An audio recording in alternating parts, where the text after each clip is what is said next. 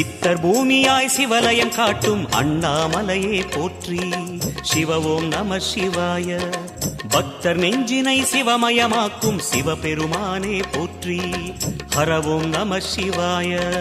குருவே நம சிவாயம், உயிரே நம சிவாயம், அருவே நம சிவாயம், அகிலம் நம சிவாயம். நம சிவாய நம சிவாய ஓம் நம சிவாய. நம சிவாய நம சிவாய ஓம் நம சிவாய.